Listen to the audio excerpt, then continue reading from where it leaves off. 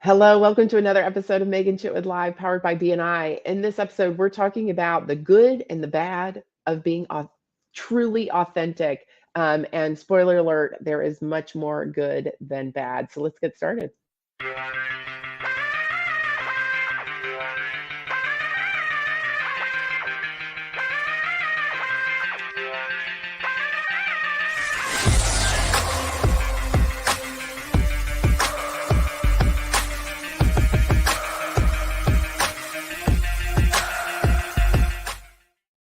You can catch us live every Monday on all of the social media platforms, as well as you can subscribe or go back and watch the recordings as well.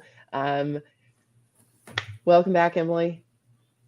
This has got to be Hello. one of our favorite topics, right? One of our absolute favorite topics. Definitely. So we have extreme cases we're going to talk about. So where should we get started? I don't know. I love this topic because in our household and kind of on our team, we fly what we call a pirate flag, right? Like it's okay to be a rebel. And I was raised with question authority and with respect, obviously, Yes. but like it's okay to just be who you want to be and try to understand and make your own choice about who you are in the world and in whatever way that looks like. So this is incredibly exciting topic for me. The challenge though is, I think, just to get to the end of it, is that if you are authentically you, you're not everybody's cup of tea all the time. And so with that comes a little bit of rejection, which is hard for a lot of people. Yeah, 100%. So I've shared this story in the BNI world a lot about my makeover to basically become referable. So I was told I wasn't referable, made myself over to look less like a construction project manager, more like a business consultant, and that made me referable in the eyes of people. Fast forward about 15 years, I'm sitting down. I am the mentor age. Let me say I'm the mentor age, and I'm sitting across from this 24-year-old, and she is an accountant and she has dreadlocks underneath her hair. It's just on the underneath side. And I am reflecting on the fact that normally I like back in the day, somebody would have said, change who you are. And today my advice would be go all in and be the accountant with dreads.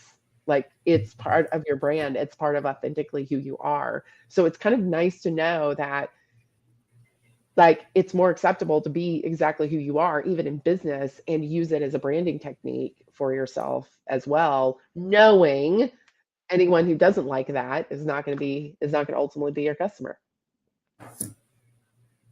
So it's like I said, it's an exciting time to just be able to really be yourself.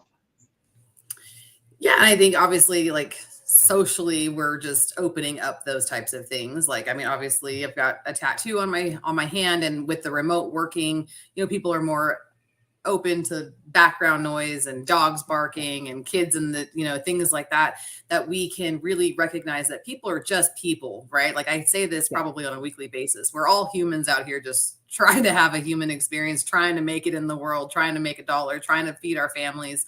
And some of these things like dreadlocks or tattoos or whatever aren't standing in the way of being able to be a good person who delivers a great quality product or service and is helpful and resourceful in meeting my needs and overcoming the obstacles that I have in my life. So I think just societally we're making space for that kind of, existence for people, which is helpful when wanting to be authentic. And when picking someone to provide a product or service for you as well. Donald Miller wrote this great book called Story Brand, and it's really talk to the person you want to do business with. And so there's huge power in someone looking at you and saying, that's my people, right? Oh my gosh, there's a tattoo. That's my people. Oh my goodness, that person wears a suit. That's my people, right? Right. And just really identifying, because then you feel much more comfortable with that person. And we're not a crazy flavor of, plain flavor of vanilla trying to be everything for everyone. It's just people will lock into you as a business if they go like, oh my gosh, I feel like I'm at home here with this person or with this environment. Yeah, I mean, one of the biggest examples of that they teach, I mean, in marketing school and in business school across the world is Apple, right? Apple is just a computer product and just a cell phone product, but they've created a brand of an experience, a type of people, right? Like you're an Apple person, and people are getting their logos tattooed. Harley Davidson is another one that's just our type of people, like, and it creates a community that then ties you to the brand along with the product and along with, you know, like-minded people that make you feel comfortable. And it does, the more authentic you can be, to the point, which is you attract the people that you want to work with versus fighting. If you're not authentic, you're not projecting who you want to be, you're selling to everybody and wanting to be at everything for everybody. You have to, fluctuating from vanilla to a rainbow or whatever, and all day long in between, no matter who you're working with, is exhausting. Like, I gotta, change my outfit for this meeting. I've gotta, be more relaxed for this meeting. Like, that's exhausting in terms of trying to put on a show for everybody, so that way you can meet, so that you can have every single piece of business that you want. I think the real question is, what kind of business or what kind of clients and community are you trying to create for your organization? And then be authentically you, so that you're attracting only those people to your organization and as clients or employees. And there are many studies that show the more you are trying to be something you're not, the more stress that actually creates for you. So back to your, like, that's, so that creates huge amounts of stress. And then also, if you are, and I'm going to take it to our BNI, right? In our region in Northern Alabama, we have really decided we are going to be a community of givers who care about each other. We've started using more of that language than we have of how much money you're going to make. Now, the money comes with it, but who we are being is what brings the money, right? We are being a group of people who are collaborative, want to work together, want to really help each other. We all have goals, but we know we can achieve those goals better as a team. And so that's what we're talking about completely. And I believe that's attracting givers, right? That's attracting people who want a community of people who are like them. And we're not trying to be anything other than who we really are and who we really want to be. And we've had the last 2 years have been really, really amazing in terms of attracting other people who want to be a part of a community like that. And it's a stark difference than when I was trying to be everything to everyone and cater to all people who walked through the door. And let me figure out what you want. Oh, you want money? Okay, let's just talk about money. Oh, you want this? Let's just talk about that. It's so much easier. We have, like, almost boringly one message that says, this is who we are and this is who we're going to be. And if you want to join us, great. And if you don't want to join us, this is not the spot for you. Right. And I think that right there, what you just said, is the challenge for most people when they are thinking about being authentic, right? If this isn't the spot for you, then that's fine, move on. And that's that scarcity. Well, then I lose that piece of business. I lose that member. We lose that, revenue stream, whatever it is.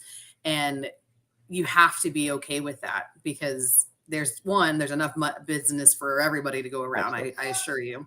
And the other is, you have to get into this abundance mindset that the culture, what we're trying to build, is much far more important than every single piece of business. And the barrier of entry is, this is the standard. The standard is, we want givers. We want people who are here trying to give and help one another, and everything else is secondary.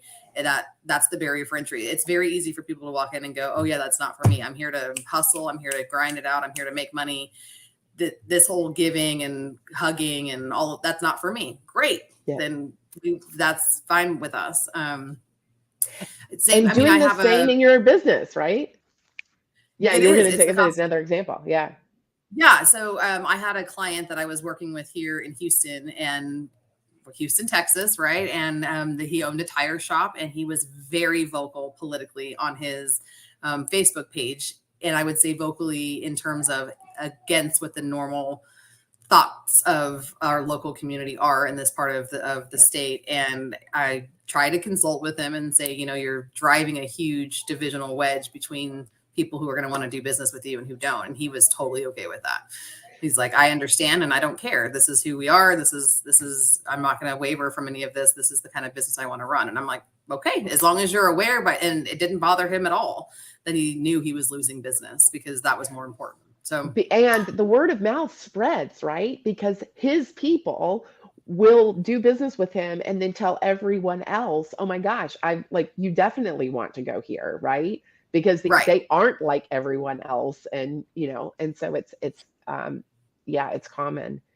Right. If you can corner the minority, it might actually be the majority of your business, which is a win for you. So stop fighting and competing with the majority and trying to earn all of their business. There is an entire minority population of that thought process, right? That they all will flock to you because you're being vocal about it, like you said, and you'll be getting all of that business instead of fighting for all of the others. And so I think I would challenge everyone to think about that in terms of what is the actual quantity, right? What is the quantity of people out there? And I'll relate it back to B&I. There's 2.8 million people in the territory in northern Alabama.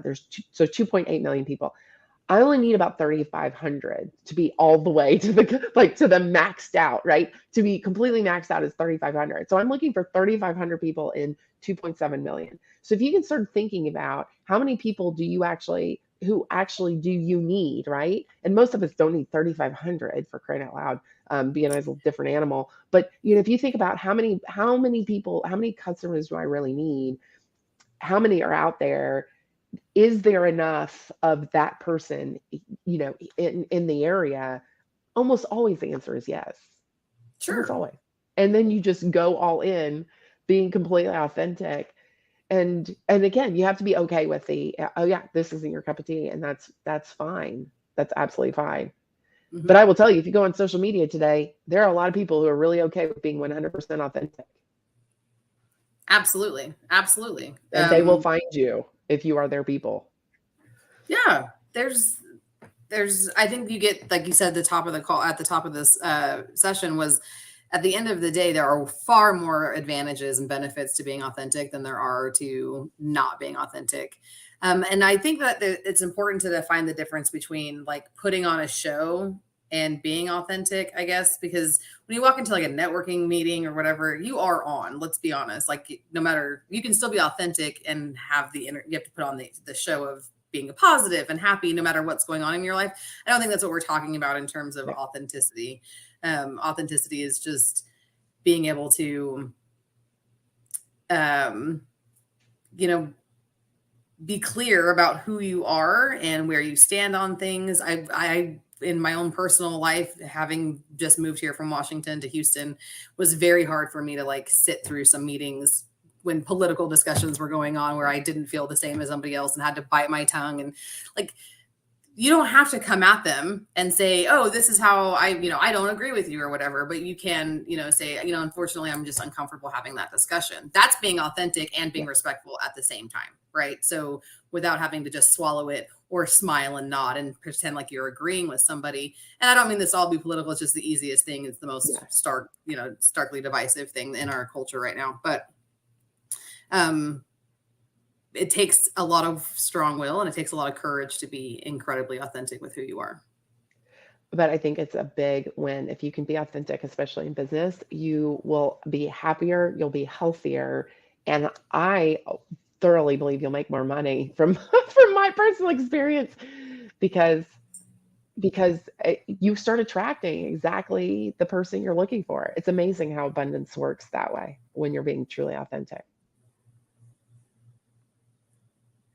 All right. So we look forward to seeing you next time on our next show. And I hope all of you have a great week.